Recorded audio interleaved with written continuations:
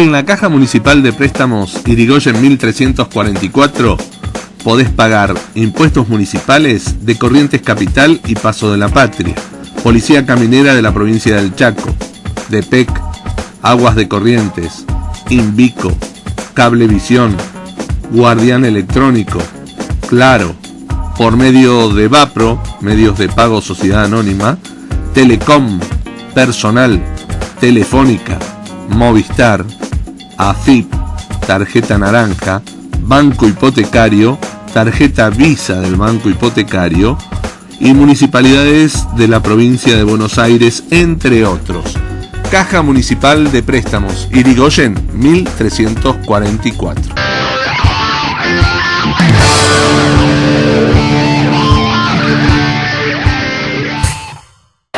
En primer lugar, agradecer la presencia de Blanquita, de Orlando Pascua, de don Mario Marturet y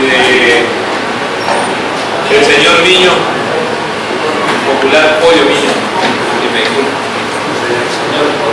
Señor Pollo Miño, hay un chamamé de Mario Bofil que dice que el que tiene sobrenombre vive para toda la vida. Gracias. Bueno.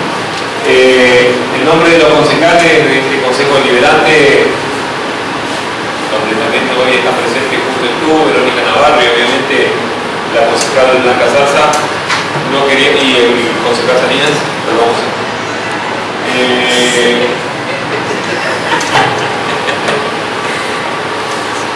No queríamos dejar pasar este momento que para los argentinos es muy importante y que debe ser cada vez más importante. Estamos hablando ni más ni menos que el 24 de marzo de cada año, donde debemos conmemorar o reflexionar acerca de lo que aconteció no solamente el 24 de marzo de 1976, sino de lo que ha acontecido a partir de las dictaduras que han contribuido y han dado un paso muy importante en la destrucción del Estado y han dado un paso muy importante en los procesos de inequidad que ha sufrido nuestro país. Entonces, recordar esto es, desde el punto de vista político, pero también desde el punto de vista social, esencial a nuestra identidad argentina. Por esto es que hoy con ustedes, que son empleados del Consejo Deliberante, la mayoría, como ojalá podamos hacer todos los días cercanos al 24 de marzo en este recinto del Consejo Deliberante, recordar esta fecha y revisar las razones por las cuales hemos llegado a las dictaduras salvajes, asesinas, en las cuales hemos caído en numerosas oportunidades. Yo no me quiero extender mucho, pero quiero dejar una reflexión. Quienes piensen que el nunca más va a pasar, o que nunca vamos a necesitar esta frase de nunca más, ciertamente, si nos confiamos en esto, ciertamente que vamos a fracasar en nuestra confianza. Y si no, basta un botón para dar prueba de esto. La desaparición de Julio López en pleno proceso de juicio contra represores en la última dictadura militar, muestra las claras de que en nuestra sociedad existen muchos grupos que todavía tienen conciencia acerca de la necesidad de volver a repetir estos tiempos oscuros de nuestra República Argentina. Por esto la necesidad, y nosotros como Consejo Deliberante tenemos que dar un ejemplo en esto, de que los colegios, en todas las instituciones públicas y privadas, se tomen conciencia de esto y se reflexione acerca de esta cuestión. Blanquita nos va a reflexionar sobre los hechos vividos durante la última dictadura. Orlando nos va a hablar sobre la cuestión de derechos humanos y Malvinas, teniendo en cuenta que también nos encontramos en una época cercana a rememorar este 2 de abril.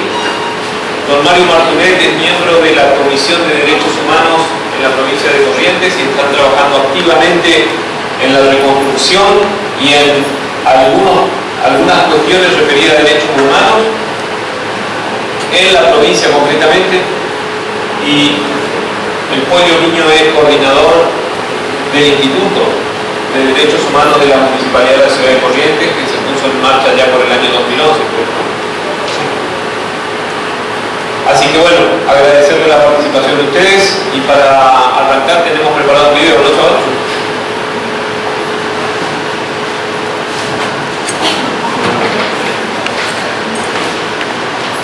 Voy a hacer eso.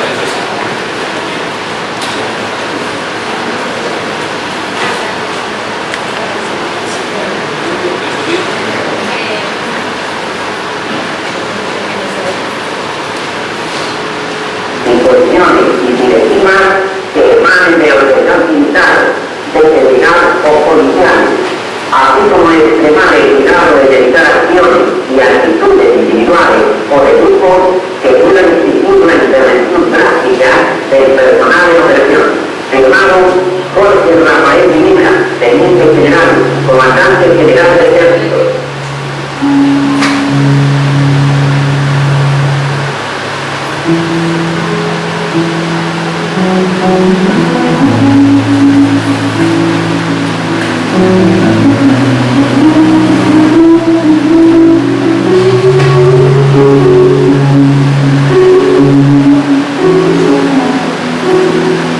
El 24 de marzo de 1976, un golpe militar comandado por Jorge Rafael Videla del Ejército, Emilio Eduardo Macera de la Marina y Orlando Agosti de la Fuerza Aérea, derrocó a la entonces presidenta constitucional de la Argentina, María Estela Martínez de Perón.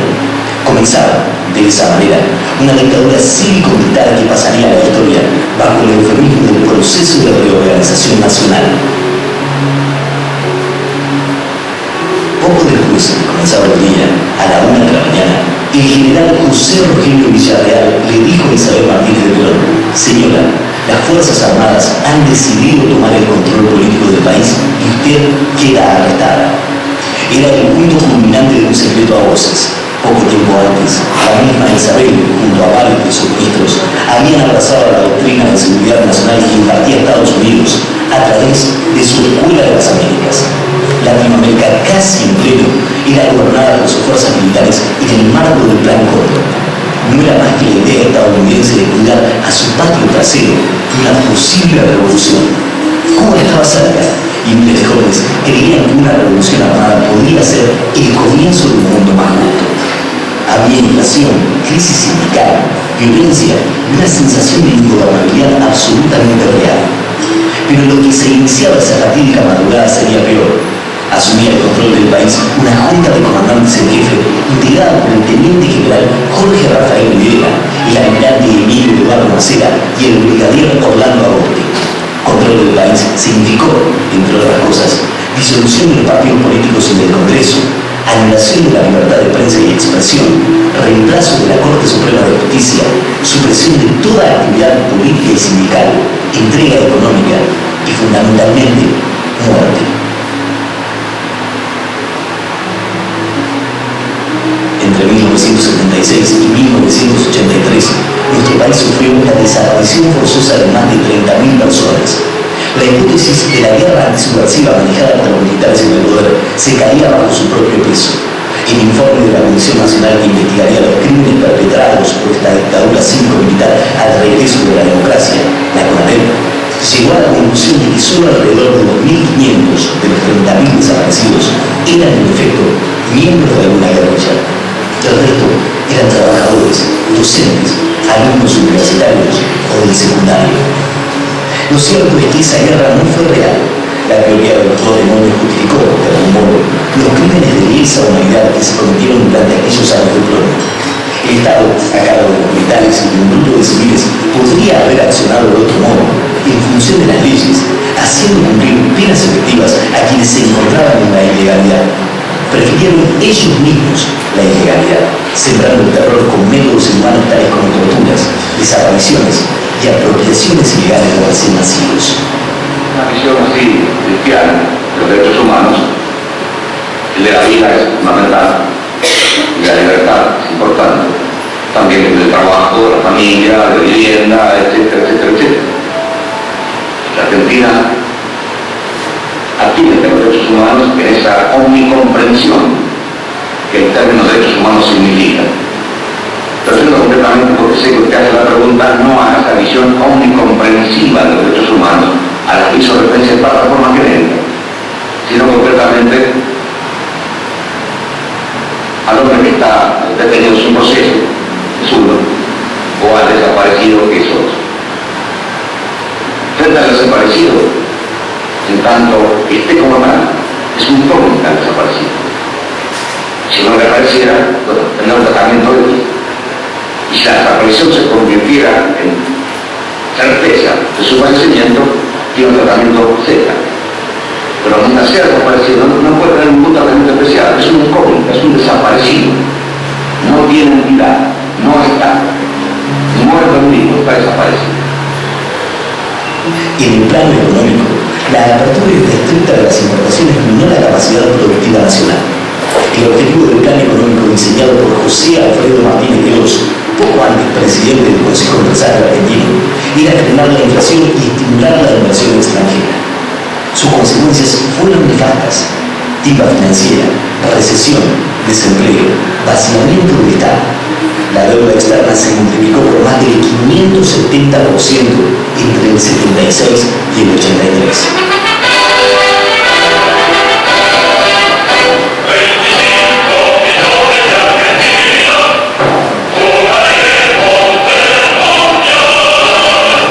La dictadura cívico-militar dejó su huella en la cultura, en el fútbol, en la historia.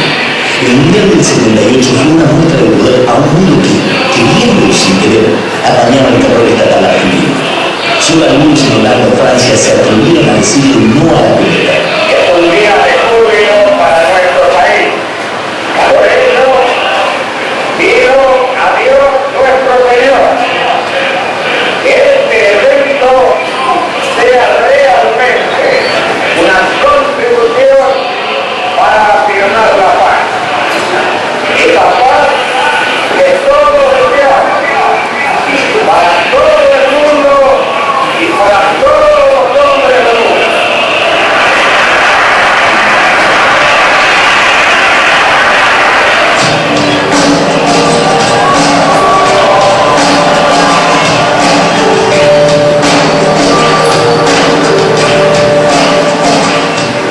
Muchos libros fueron tirados, muchas películas fueron censuradas, muchos artistas y periodistas fueron perseguidos, torturados, desaparecidos. Algunos lograron exiliarse viviendo lejos de un país que los había pegado desde la luna. Era, según lo que dijo alguna vez Osvaldo Soriano de París, como la muerte mía.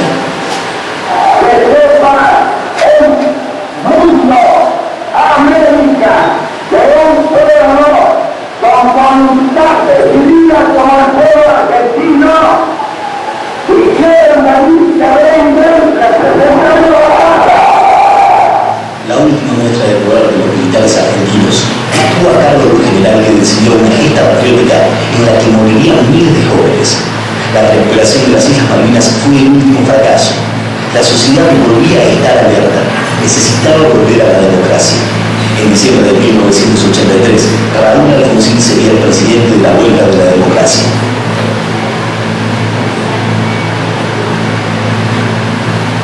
Fueron 7 años de terror sin historia, descubierta por muchos argentinos, luego de poder ejercer nuevamente su ciudadanía.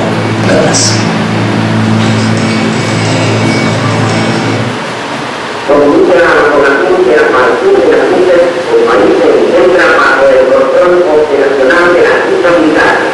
Se recomienda a todos los habitantes el estricto acatamiento a las disposiciones y directivas que emanen de autoridad militar, o general o policial, así como el sistema de cuidado de evitar acciones y actitudes individuales o de grupos que puedan dificultar la intervención práctica.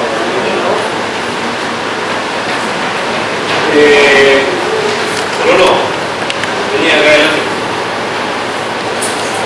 ¿Por qué lo invito a Bruno? Porque Bruno es un ex detenido desaparecido que estuvo preso en el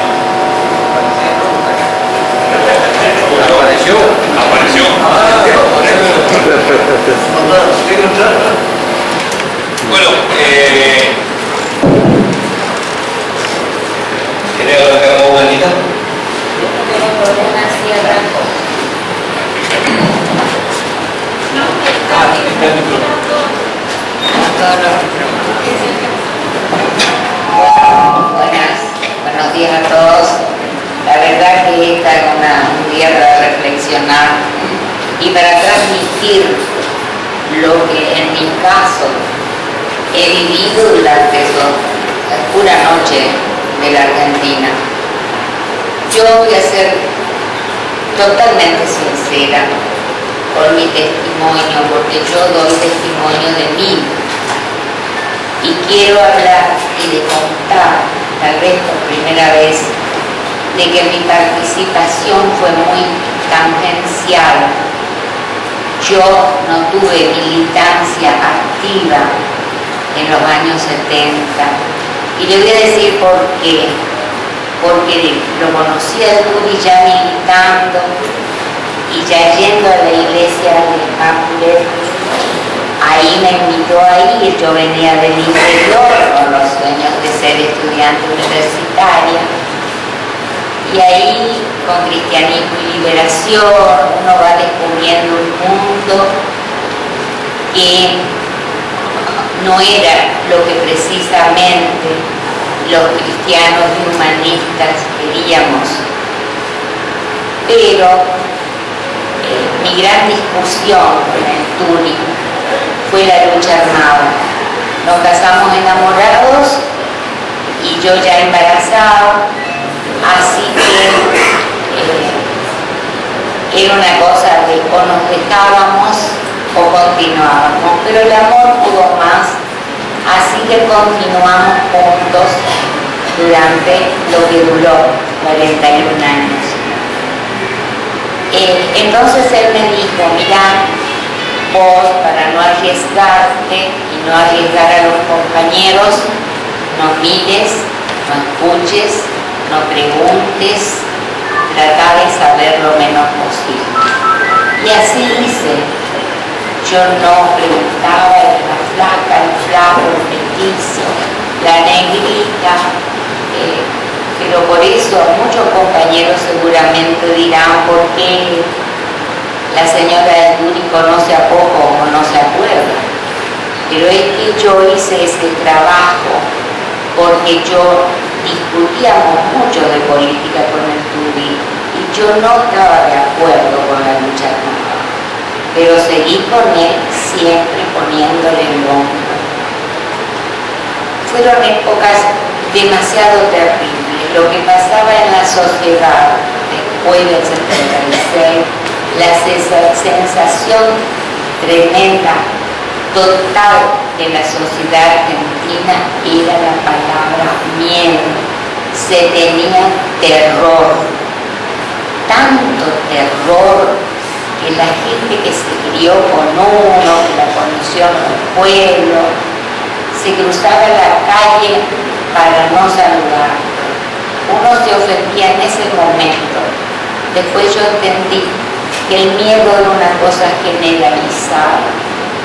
Después del 24 de marzo se patrullaban, se rastrillaban las calles y a todo aquel, porque ya en el 76 la guerrilla estaba casi desarmada, pero a solo ser o aparecer en una libreta, en un nombre escrito, en una agenda, ser funcionario y tener alguna que otra relación con la subversión, ya era motivo para ser chupado, secuestrado y llevarlo a los centros clandestinos de detención. ¿Qué hacían con nosotros los familiares de los chupados y de los presos? Nos trasladaban a nuestra familia. Los que eran del norte los llevaban al sur, los que eran del sur los traían al norte, porque fue una decisión pensada y programada hasta para desvincular a la familia. Nos costaba mucho viajar al sur. Teníamos a cada 45 días la posibilidad de ir a visitar a nuestros presos durante 1 hora durante 6 días. Así que cuando a Turi lo llevan a La Plata, después de La Plata llevan a Rawson al sur. Yo viajaba en verano con los niños porque también habíamos arreglado de que los niños no tenían por qué sufrir o ver a su padre en situaciones realmente tremendas. Entonces en invierno íbamos solamente las esposas y las madres. Los niños y las llevábamos en marzo porque le hacíamos el programa como que vamos al mar y en las vacaciones y de paso lo veían a papá. Realmente la gente que estuvo afuera también sufrió tanto como el que estaba preso.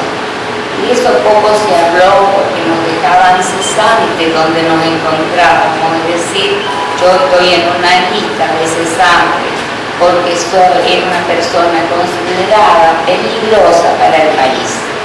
Como todos los muchachos que estaban presos eran considerados de alta peligrosidad, que ni siquiera se les permitía pedir en el extranjero exilio. A ellos se les negaba sistemáticamente cada 6 meses. Y yo tengo que agradecer hasta ahora a Bélgica porque fue una de las embajadas que a mí me habló muy claro, porque sabían más de los mismos argentinos. Y me dijo, señora, no vaya a otra embajada, trabajemos juntos. Y así fue. El embajador iba una vez por año a verlo a mi esposo. Para poder, y cada 6 meses, presentaba un Ministerio del Interior, en ese momento ejercía el general Armindelli, la autorización para salir en familia, porque esa era otra cosa que pedía la embajada, llevar todo el núcleo familiar afuera y no llevar solamente a un preso afuera, porque el hombre, después de haber estado tanto tiempo solo, por ahí podía romperse la familia. La ayuda que tuvimos de afuera fue mucha y grande, pero al principio no teníamos esa plata para viajar, estábamos cesantes y dependíamos de los padres, de los hermanos, que juntaban un dinero para que en mi caso pudiera irme al sur, acompañada siempre por mi padre, pero en la cárcel se entraba solamente familiares directos, es decir, el padre, la madre, la esposa y los hermanos.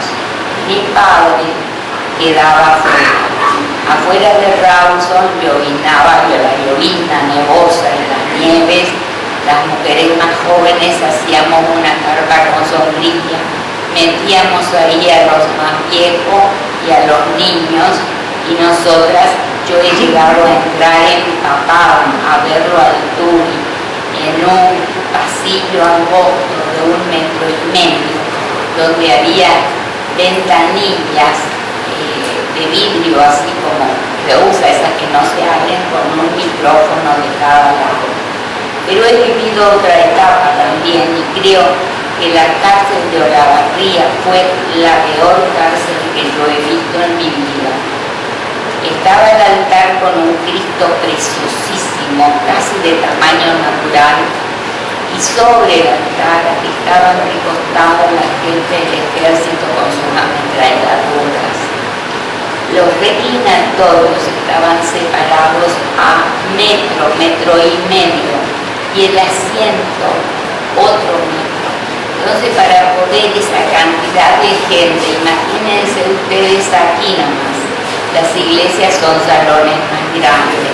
Si les separan a ustedes 1,5 metros del otro y le quiere contar, se habló con el abogado, qué le dijo, cómo va la causa de sus hijos o de la familia, terminábamos reclinándonos y arrodillándonos la hora.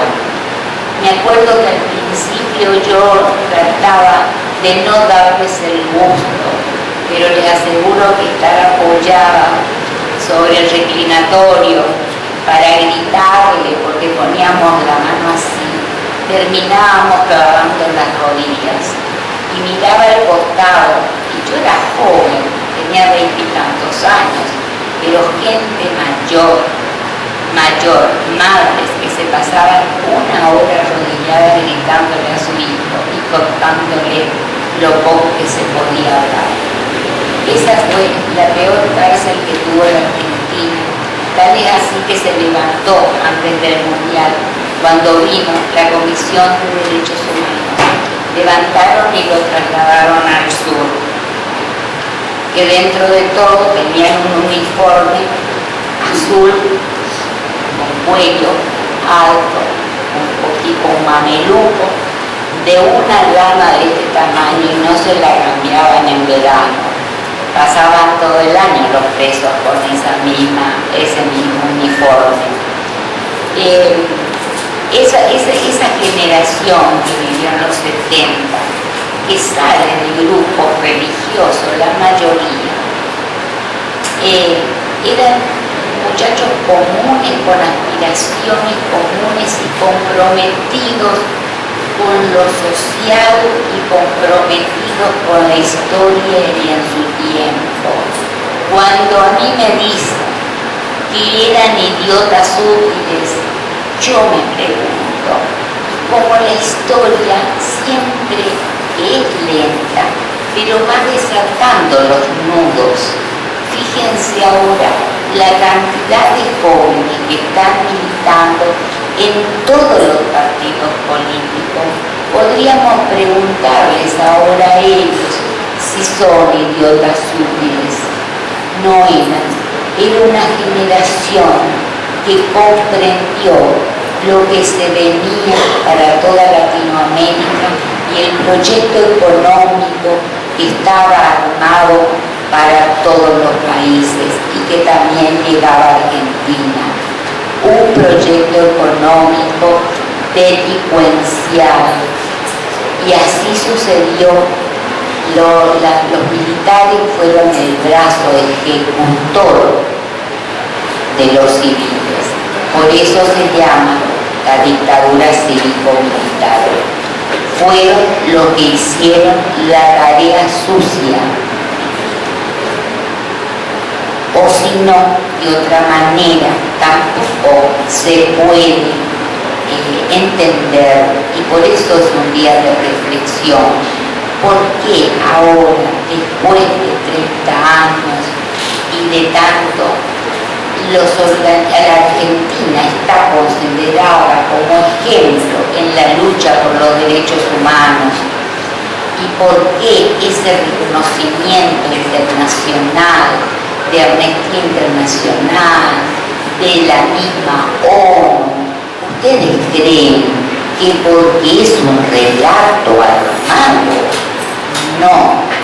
Lo que ustedes vieron en lo poco que muestra el video era de terror.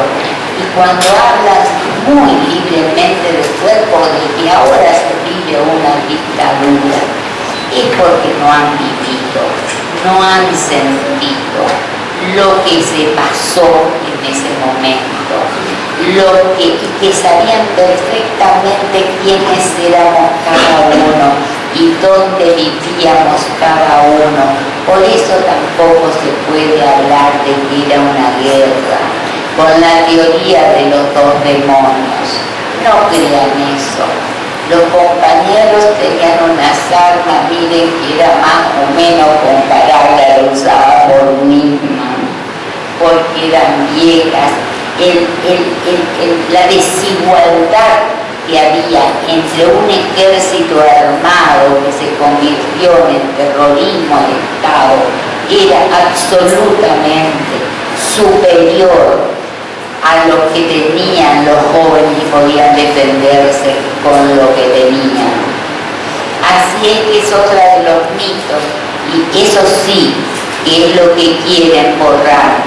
Después consiguieron, porque también querían la despolitización del país, y lo han logrado durante toda la época neoliberal.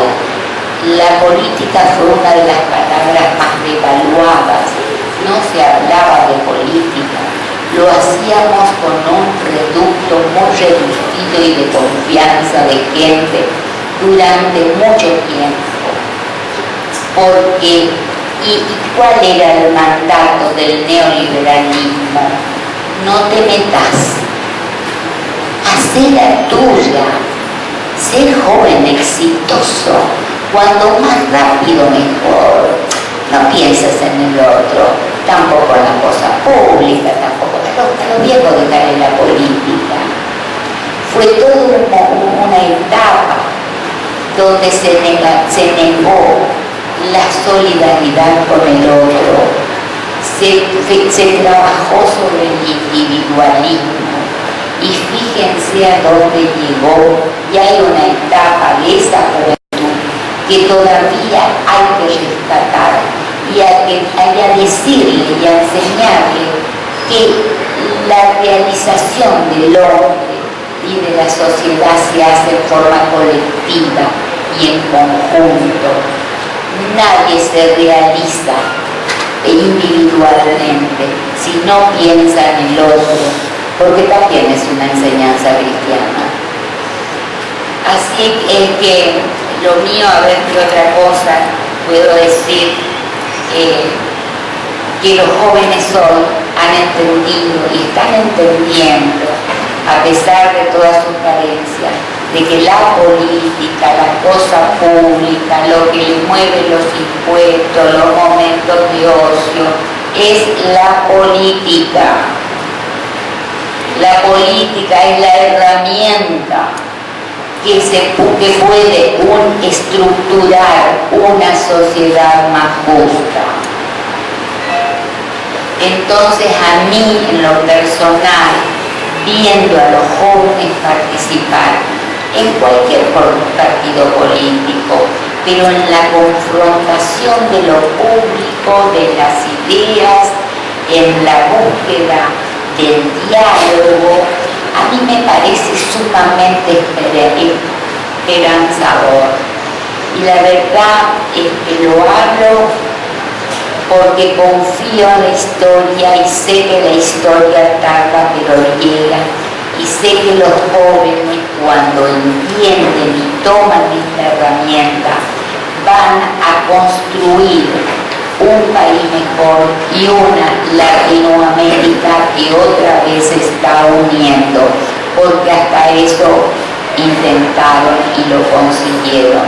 Desunir, creer que Brasil nos iba a invadir por misiones o que pretendían cosas que nos fueron metiendo y que la sociedad asimiló, porque es un mandato neoliberal estructurado, pensado para manejar una sociedad.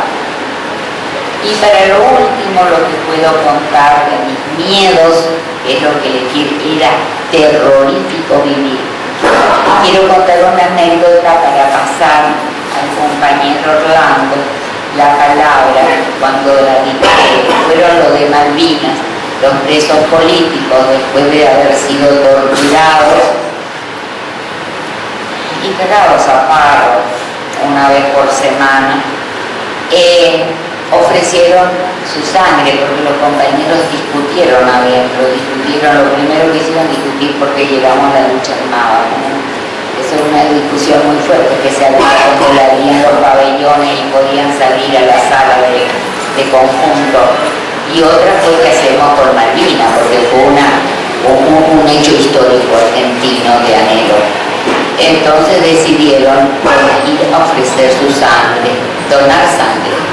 A mi esposo le tocó ir con otros dos compañeros a ver al coronel, que estaba a cargo de la cárcel, para decirle que ellos estaban dispuestos a donar la sangre. Imagínense los ojos de los hombres, ¿no?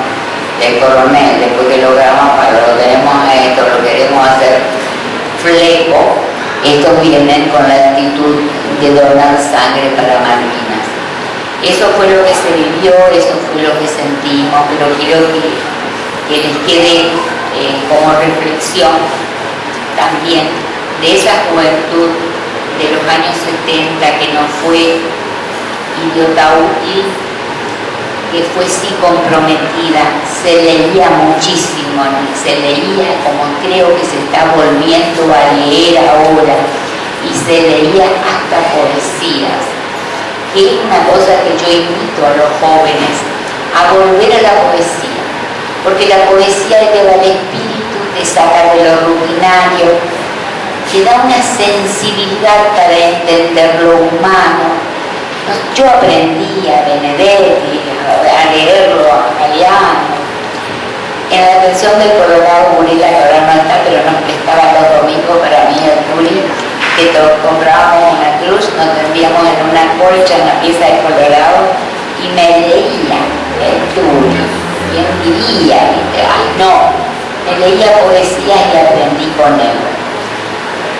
Esos guerrilleros, esos que eran tan peligrosos para el país, desde la cárcel, hacían estas cosas para sus hijos, tarjetas escritas, y también hacían poesías.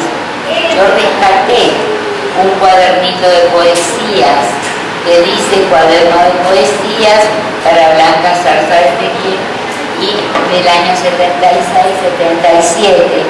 Algunas son copiadas de Brecht y otras seguramente propias, pero creo que la voy a publicar para voy a hacer una publicación para la feria del libro, si me da tiempo, y es posible. Estas cosas también hacían los presos para nosotras.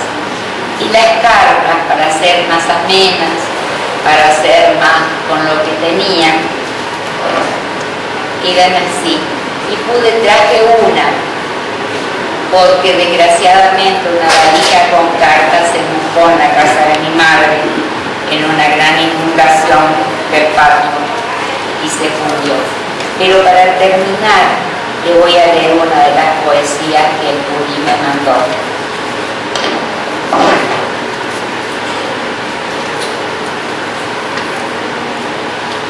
La tierra no es redonda, es un patio cuadrado, donde los hombres giran bajo un cielo de estaño.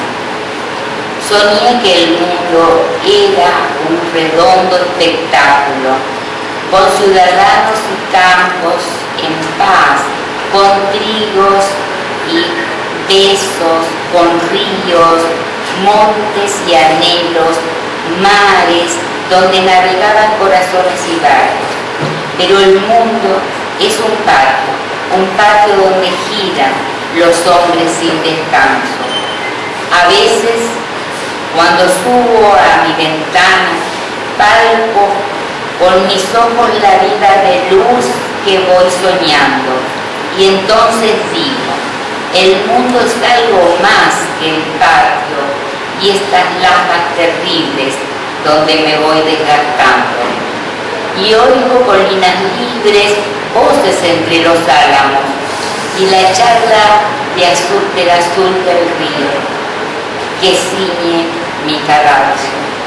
Es la vida, me dicen los aromas y el canto rojo de los jilgueros, la música en el vaso blanco y azul del día, la risa de una muchacha. Hace ya tantos siglos que nací emparedado, que me olvidé del mundo, de cómo canta el árbol, de la pasión que enciende el amor en los labios. De si hay puertas sin llaves y otras manos sin clavos, que ni el sueño me lleva hacia mis libres años. Ya todo, hasta en el sueño es patio, un patio donde gira mi corazón sangrando, mi corazón gimiendo, mi corazón llorando, mi corazón que tiene la forma gris de un patio donde giran los hombres sin descanso.